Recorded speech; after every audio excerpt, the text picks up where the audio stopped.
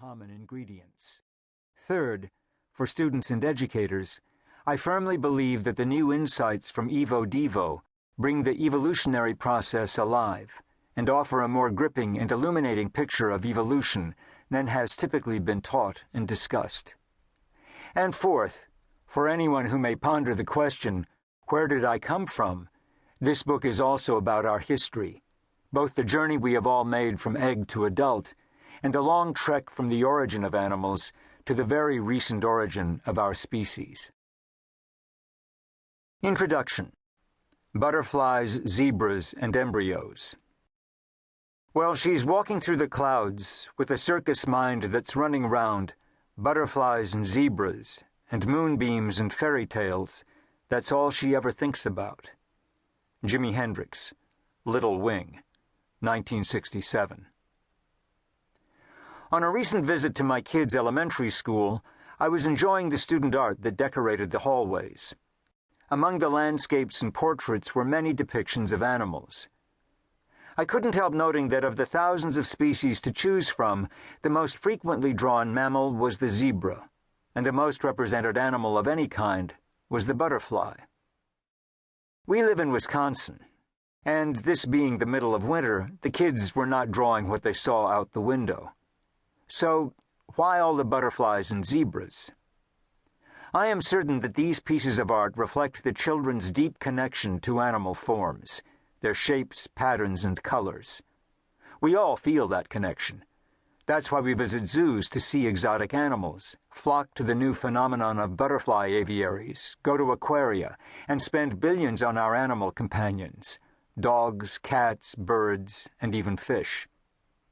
We most often choose our favorite breeds and species on aesthetic grounds, yet we are also mesmerized and sometimes terrified by the more extreme animal forms, giant squids, carnivorous dinosaurs, or bird-eating spiders.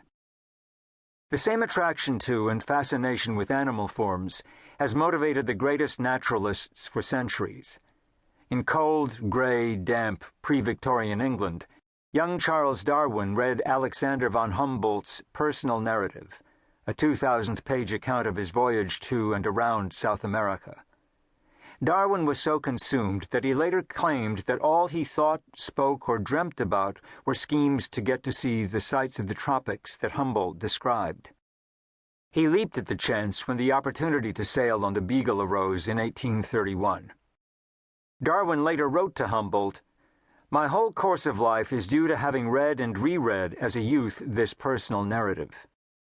Two other Englishmen, Henry Walter Bates, a 22-year-old office clerk and avid bug collector, and his self-taught naturalist friend, Alfred Russel Wallace, also dreamt of travel abroad to collect new species. Upon reading an American's account of a journey to Brazil, Bates and Wallace immediately decided to head there in 1848. Darwin's voyage lasted 5 years. Bates remained in the tropics for 11 years, and Wallace spent 14 years over the course of 2 journeys. These dreamers would, based upon the thousands of species that they saw and collected, launch the first revolution in biology. There must be something about living in northern climates that inspires dreams of the tropics. I grew up in Toledo, Ohio, surrounded by city parks and farm fields, near the shores of the less than bountiful Lake Erie. My dreams of paradise were fed by magazines and the TV show Animal Kingdom, broadcast in black and white. Decades later, I have been lucky enough to see the animals of the African savanna, the jungles of Central America, and the barrier reefs of Australia and Belize, as a tourist, not as a courageous explorer. Trust me. And they are even more awe-inspiring than I had imagined. On the open grasslands of Kenya, herds of zebras and elephants graze while solitary giraffes, ostriches, and cheetahs stroll by. Striped horses, gigantic gray mammals with 6-foot-long noses, and spotted cats that can outrun a jeep.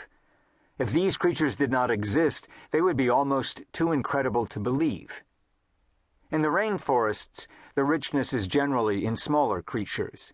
In the dappled light created by gaps in the canopy, brightly painted butterflies, such as the red and yellow heliconius or the sparkling metallic blue